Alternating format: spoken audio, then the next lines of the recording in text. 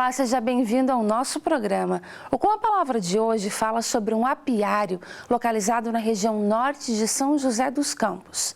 Além de produzir o mel, o local também é fornecedor de outros produtos, como o própolis, o pólen e o favo.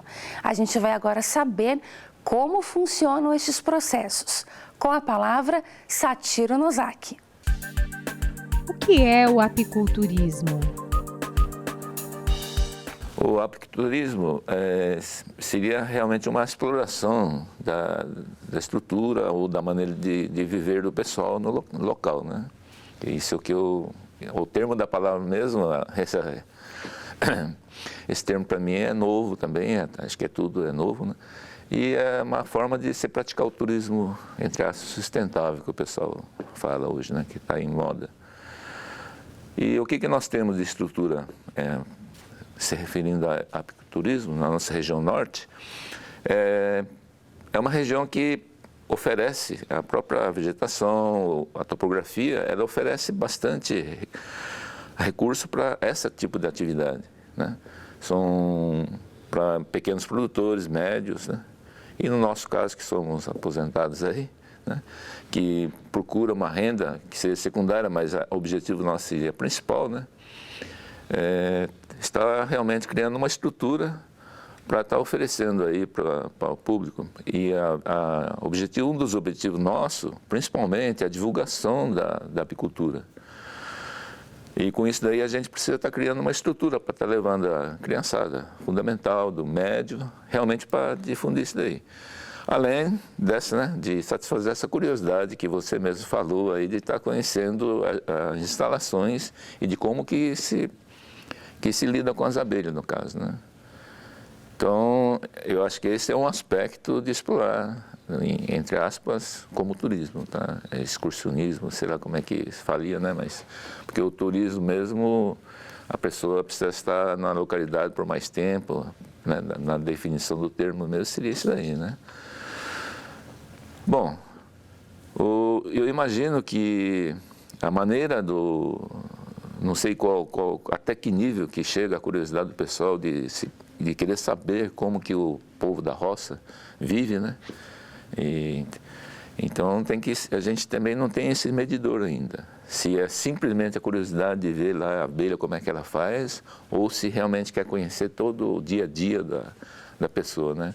Então, entre aspas, um dos produtos, né, que a gente pode estar oferecendo como turismo seria isso daí, né, nesse aspecto. Como a apicultura entrou na sua vida? Eu fui convidado aí para um amigo que precisava de estar formando uma turma, porque o Senar é que oferece essa capacitação de apicultura, né, para a nossa região.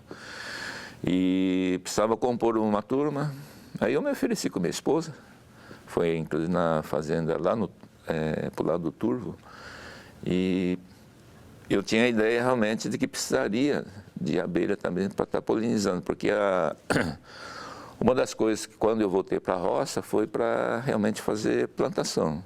Eu não tinha nem ideia de ter uma colmeia, tá? Só que tem esse binômio, né? Abelha, polinização e cultura, plantas, né? Aí eu falei, bom, eu vou lá, pelo menos umas 3, 5 caixas, já é suficiente para a minha área, né? E participei do curso em 2012, desta forma, assim, um pouco por curiosidade e um pouco por necessidade da presença das abelhas na minha horta, né, no terreno. A gente tem as visitas de abelhas, mas não sabe de onde vem, então é melhor você ter a sua caixa, você cuida também, e aí você tem um alimento também, que é o mel e outros derivados, né. Participei, formei, aí eu falei, bom, trabalho de 5, eu vou ver que estrutura que suporta essa minha área, né?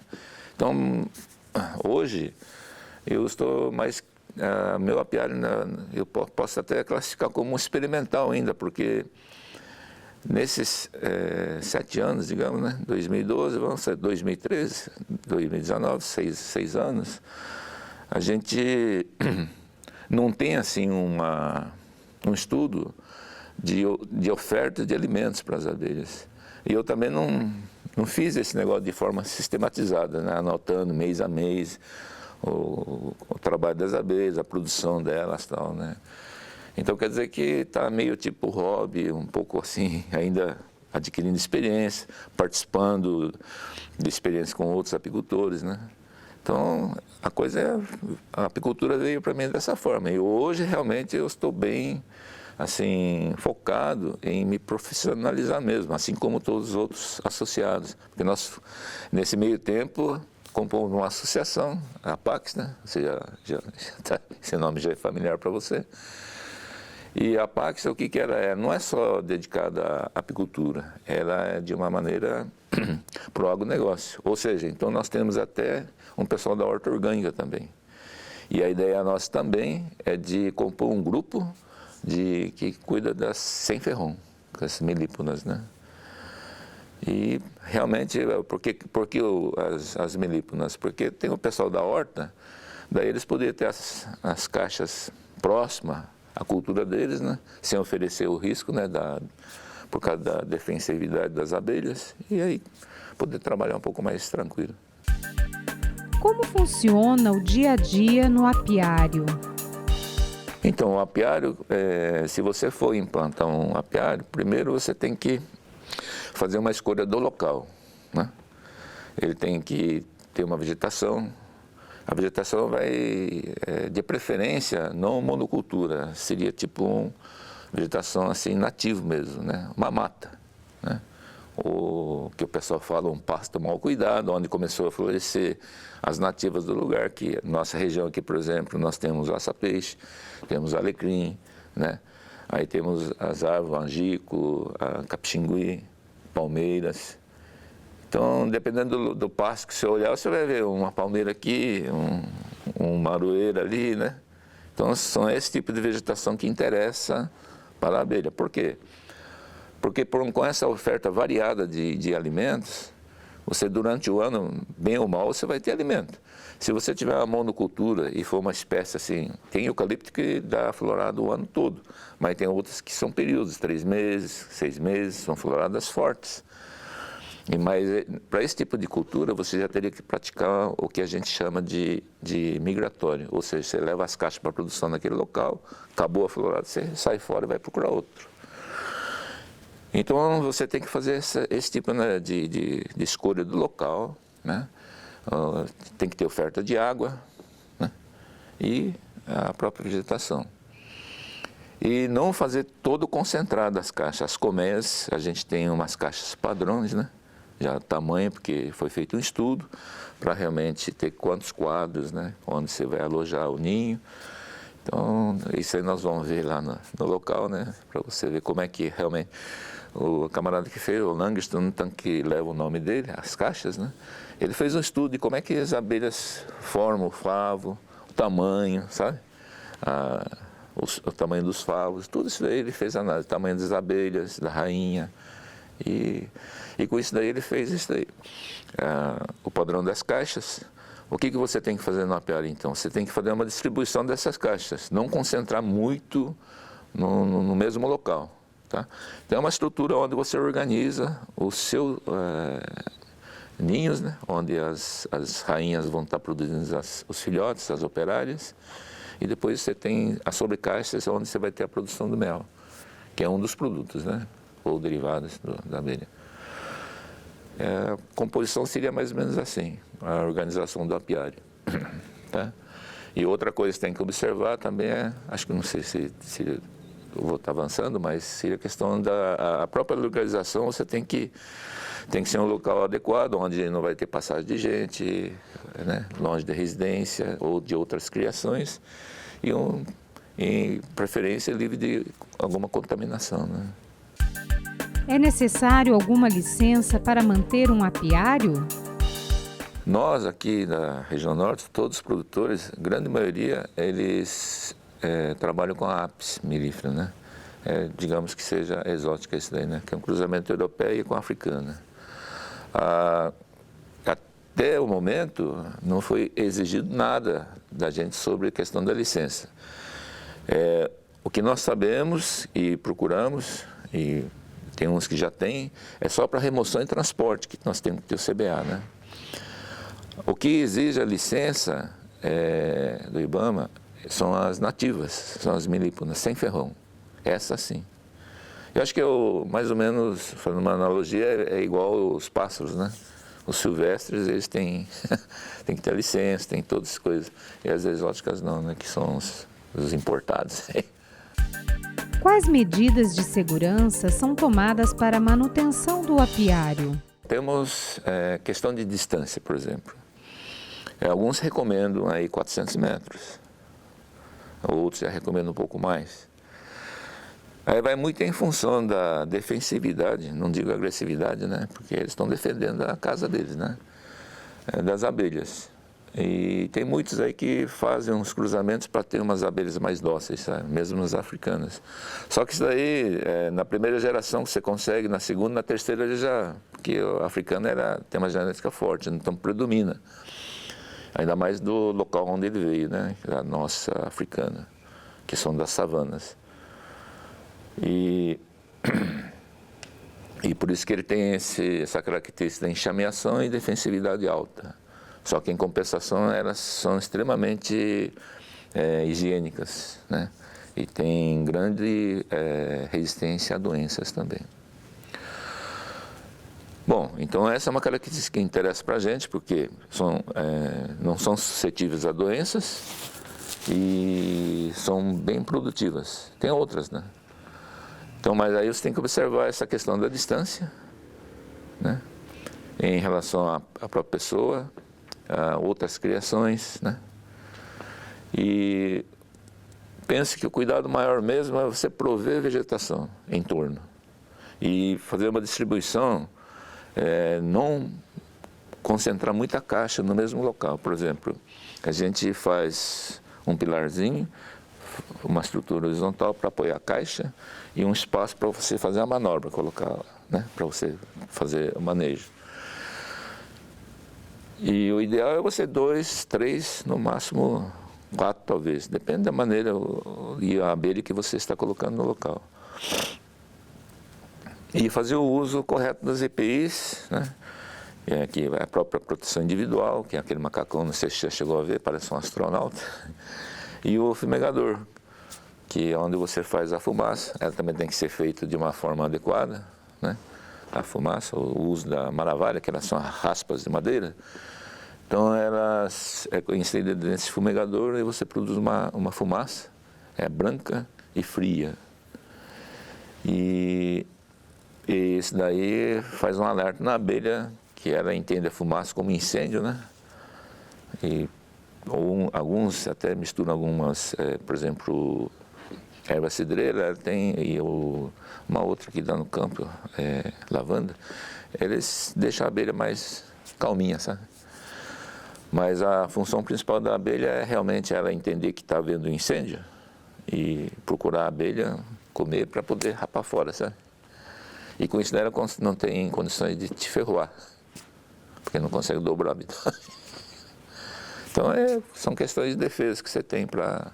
Isso daí tudo através de um estudo que a pessoa fez, né? Que a gente faz uso agora. O que é produzido no seu apiário?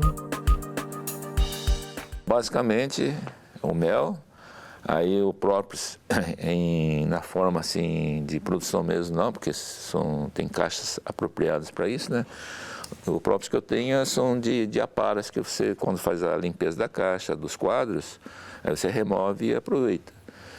E em 2013, 2014, fiz também a título de teste do pólen, né? E agora eu vou implantar, porque o pólen, para a produção do pólen, você tem que ter caixas, ou seja, ninhos de apoio. Tá? Para cada 3, por exemplo, você necessita de uma, e não é uma população grande de abelhas, né? Porque normalmente uma colmeia boa e produtiva é em torno de 50, 60 mil abelhas. Tem pessoas que chegam até 100, mas aí também tem um estudo aí que fala que o negócio... Quando a população é muito grande também, a produtividade não é tanto quanto uma de 60, 50, entende? Daí o que acontece? Você tem que ter um enxame com uma população média de abelhas e você tem que ter porque a entrada do pólen significa o que para a rainha? Postura. Quando você limita a entrada do pólen, são as bolinhas que a abelha carrega na patinha traseira, não sei se chegou a ver. A abelha entende que está tendo escassez de alimento, então ela para um pouco com a postura e com isso diminui a população do enxame. Aí o que você tem que fazer? Justamente aquela colmeia de apoio, você retira as crias daquela e coloca nessa daqui, para manter a população dessa. Então você tem que criar uma estrutura para cada produto que você queira, pólen, por exemplo, produção de rainha, você tem que criar uma estrutura. Tá? No caso da rainha, você precisa de 52 colmeias, então para mim já é um pouco impraticável, porque na minha área mesmo, no espaço que eu tenho ali no pau de saia, ele não comporta mais que 30 colmeias, a não ser que um vizinho disponibilize uma área, né, que ele precisa reflorestar, e a gente plante espécies melíferas. Né? Aí sim, aí vamos ter uma oferta de alimento melhor, talvez consiga. Mas aí tem esse risco que eu falo para você de muita concentração de abelhas no mesmo local e poder oferecer risco, mesmo que os vizinhos estejam longe, talvez num momento que você faça um manejo meio atrapalhado e oferecer riscos. Então é melhor você caminhar meio devagar. Hein? Então, o mel, né, em bisnagas, oferecer em bisnagas e em favos também, da maneira como a abelha produz. Qual é o volume da produção de mel? A safra nossa, ela, por exemplo, pode-se contar de 2018, ela encerra agora, porque é praticamente de maio a maio, né? Nós estamos num período de entre safra agora. Praticamente, quem colheu mel já colheu. Se tiver alguma coisa para colher agora neste mês de maio, ainda colhe um pouco. Ela inicia mais ou menos, pelo menos no local onde eu tenho, em agosto, setembro já começam as floradas. Então quer dizer que em setembro, se não houver muita incidência de chuva, eu consigo colher de setembro a novembro. Se não, só em fevereiro daí. Aí fica praticamente, eu colho mais na entre safra do que propriamente na safra por conta da chuva. E a produção de mel por caixa, ele no comecinho dava em torno de 12 a 15 quilos. E hoje já começa a pegar 20, 25, tem uma que colhia que deu quase 30 por caixa, né? Então não dá para afirmar para você ainda a produção anual. No caso seria anual mesmo, porque a gente conta a safra e entre safra, tá? Para medir a produção e a produtividade, então esse resultado da coleta, né, nesse período pela quantidade de caixas que você tem. Então a produtividade minha lá, em termos, não está boa, porque a meta nossa chega em torno de 40 quilos por caixa. E digamos que eu consiga manter as 25, aí daria 1.000 quilos por ano. Essa seria o básico para mim. Existem técnicas de manejo para a produção de mel? O manejo, principalmente, ela deve ser feito nos ninhos, que é onde está a rainha e as crias. Para você, porque você induz, na verdade, né, a rainha à postura. E o que a rainha gosta? Ela gosta de uns quadros, a gente tem o que a gente chama de cera alveolada. E clarinha, não sei se você já chegou a ver, a cera ela tem uma cor assim, o bege bem clarinho, cor de areia assim, né? Se for aquela cera escura, mais ou menos que ela fica meio assim, que rejeita, sabe? Mas, então, você tem que fazer a troca de ceras novas. E em período agora, que entra agora em maio, por exemplo, começa a época de frio, né? Em época de muito chuvoso também, você tem que oferecer alimento para ela. O alimento consiste em um xarope à base de açúcar. O líquido você pode estar utilizando do chá, alguma outra coisa que a abelha gosta, né? Limão e uma pitada de sal. Então você tem que fornecer alimento para ela. No caso do xarope é um alimento energético. E para incentivar a postura, aí teria que ser um alimento proteico, que é pasta. Pode ser um extrato de soja, proteínas, né? aminoácidos. E tem até alguns produtos que o pessoal tem colocado no mercado, mas as fontes naturais seriam essas daí. Tá? Então troca dos quadros de cera novas, e o pessoal também recomenda a troca de rainhas, porque a rainha, apesar de viver muito tempo, dependendo do grau de postura, ela diminui. Com 1 ano, 2 anos, até 2 anos, você tem uma atividade muito boa da rainha, em termos de postura. Mas com 3, 4 anos já começa a diminuir bastante. Então, o pessoal recomenda, tem uns técnicos aí, recomenda a troca de rainhas de 1 a 2 anos, inclusive com melhoramento genético, né? Que depois a gente pode até comentar a respeito disso daí, que é em termos de produção. O que é melhoramento genético? É produtividade, né? Agressividade, é tudo isso daí que você escolhe uma melhor rainha. Então, a melhoria da produção seria basicamente isso daí. É o cuidado que você tem realmente com o seu ninho. E outra também é fazer verificações de parasitas, né? Que é um teste que você faz da varroa. Esse daí você faz mesmo nessa época crítica, que é um ácaro, um carrapatinho mesmo, parece um carrapato mesmo. E ela suga toda a seiva da abelha e enfraquecendo a colmeia, né? Então isso daí seria controle de pragas, mais observação, né? Que você tem que fazer, um preventivo, porque depois que estiver infestada é complicado. E limpeza da região. Nós temos vários predadores que são os pássaros, os próprios pássaros, as formigas também, né? E outros animais. Qual é o tempo de produção e como funciona a colheita? O mel que nós tiramos da colmeia é o excedente, porque para você preservar a própria colônia de abelhas, você tem que deixar o alimento para elas também. Normalmente, o alimento do ninho, eles deixam uma reserva de mel no quadro, é um quadro retangular, né? E fica uma reserva de alimentos aqui, mel, pólen, eles alojam tudo nos favinhos, e as crias na parte inferior. E os alimentos, normalmente, eles ficam nas extremidades, e na parte central é onde a rainha faz a postura. Então, você tem que estar observando, primeiro você tem que conhecer bem a florada da sua região. Ela varia nós mesmos aqui, que nós temos associados aqui, que é para aquela região lá da Terra Boa, ela dista o quê? 20 quilômetros mais ou menos da minha casa. Então lá tem floradas diferentes do pau de saia. Temos eucalipto, sim. Toda essa região tem plantação de eucalipto, tá? Mas a oferta de florada ela varia de local para local também. Quando então é que é feita a colheita? Quando você tem que observar, por exemplo, em fevereiro começou a florada de eucalipto. Então, fevereiro, março, eu já tenho.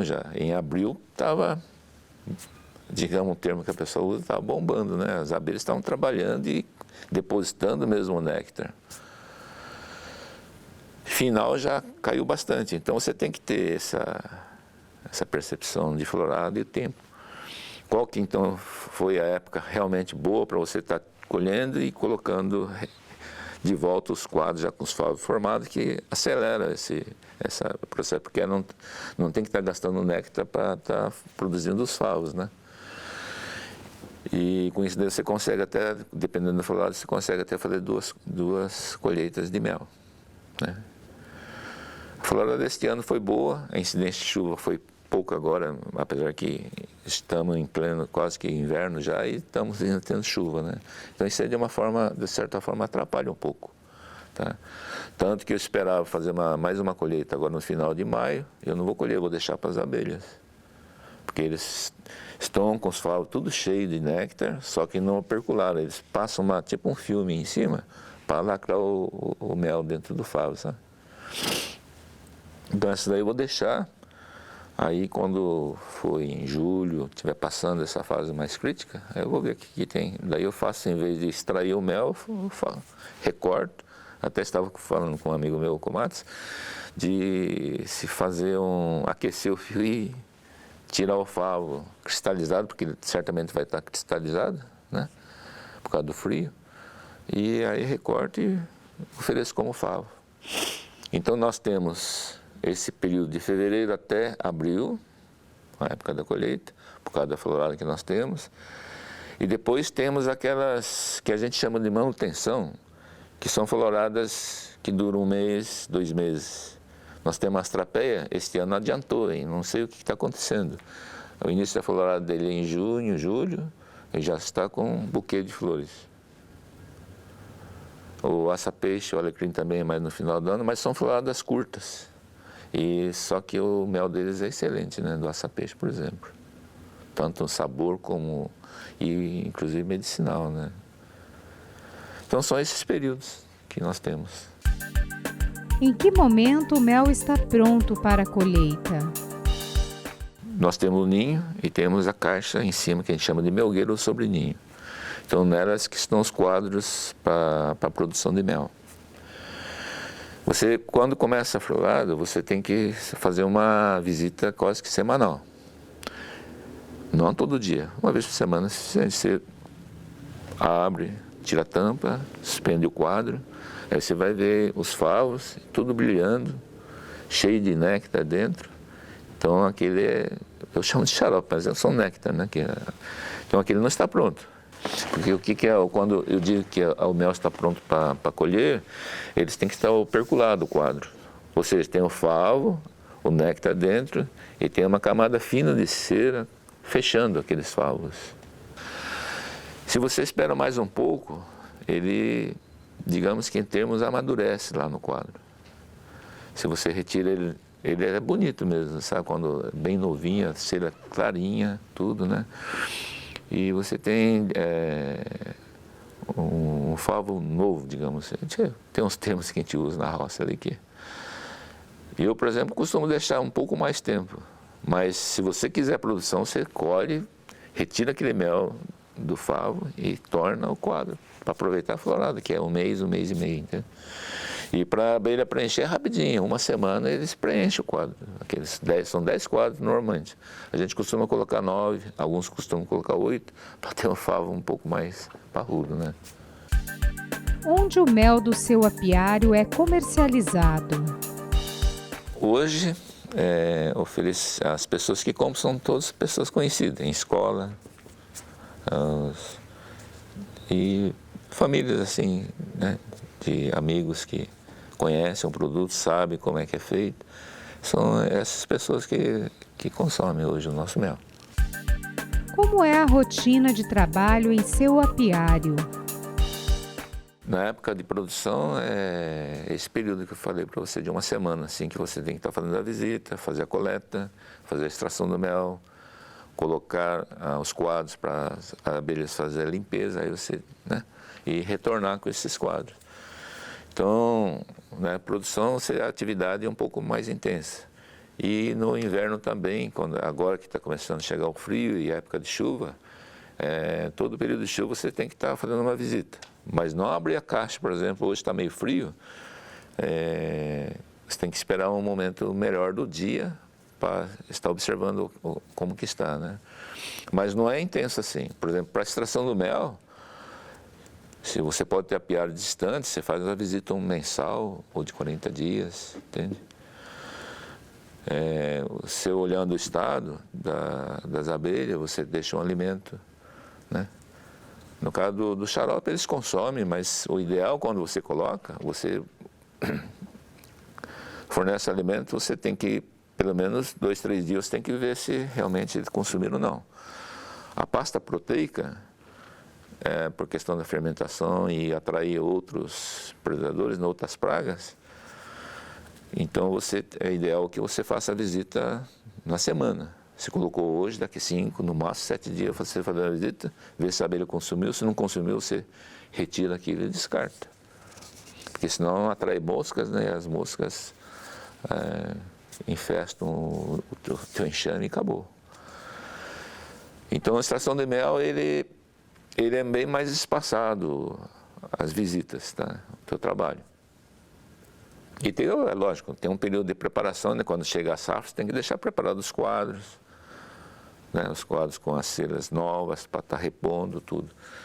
Então não é só lá no apiário, em casa também. Você tem que fazer compra, tem que montar os quadros, aramar, todos aí nós vamos ver lá esse processo, né?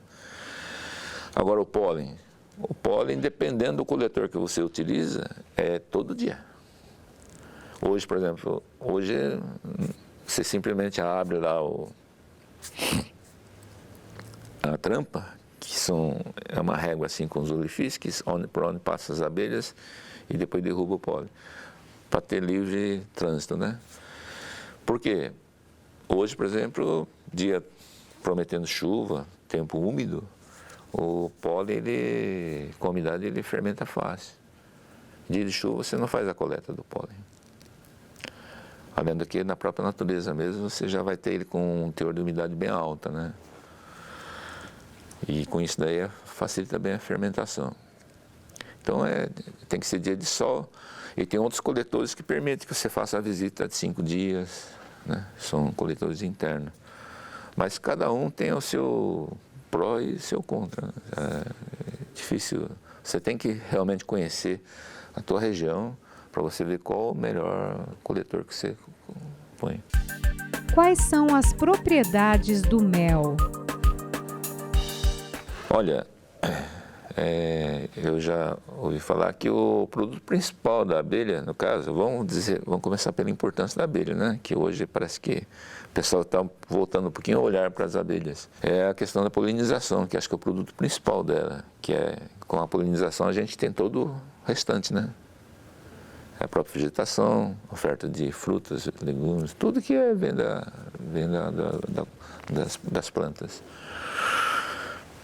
E do alimento que a gente conhece, que muitos ainda aqui na nossa cultura ainda tratam o mel como se fosse um remédio. E o mel como alimento, ele representa bastante. 1 quilo, eu não lembro exatamente o número, mas 1 quilo de mel, em termos de calorias, oferece até 1,7 kg, acho que, de carne. Em termos de fator energético, né? E fora a propriedade medicinal dele. O açúcar dele, por exemplo, a sacarose, que é o que a gente tem no açúcar comum, ele é bem pouca a proporção dele, acho que não chega a 2%. Em compensação, a frutose e a glicose, eles são em torno de 38 para a frutose e 31 para a glicose. Que são açúcares que são essenciais para a gente. Então, em termos de açúcares, o mel contém todos que nós precisamos. Tá? Então, por isso que ele é realmente um alimento, né, bom mesmo para ser consumido, e desde faixa que permita, né, que a gente fala, antes era 2 anos, hoje parece que fala em 1 ano, né, que a criançada já tem a parte intestinal já mais desenvolvida e tal. Então, pode estar consumindo o mel. E outra coisa também que é pela própria durabilidade dele, né, que é do mel, né? Com exceção, talvez, ele não pode ter alto nível de água. O ideal dele é na faixa de 17% a 20%. Então, a composição praticamente é a água, os açúcares, né? E a parte proteica, que é pequena, mas tem também. Então, é um alimento realmente completo para nós, como ser humano, o mel. Tá? E outra, a abelha, o mel, digamos, em comparado com a geleia real e o pólen, ele é bem pequeno, bem menor ainda, porque o pólen, sim, ele, para quem tem bastante atividade, estudo, atividade física, ele é um suplemento natural e super eficiente, né? Consumido de maneira adequada, junto com o mel. Entende? Então, eu acho que o que a abelha oferece para a gente, tanto que já são quantas gerações que nós temos, que sabemos que conhecem, né, o benefício e consomem o mel, e nós temos encontrados aí em escavações aí o uso do mel já desde a antiguidade, né? Nós que acho que realmente desconhecemos o quanto o mel é importante para a alimentação. Quer dizer, estamos descobrindo agora, né? Basicamente. E a própria abelha em relação à preservação de tudo que nos rodeia aí. E com a palavra de hoje fica por aqui. Você acompanha o nosso programa pelo canal do YouTube. Obrigada pela companhia e até a próxima.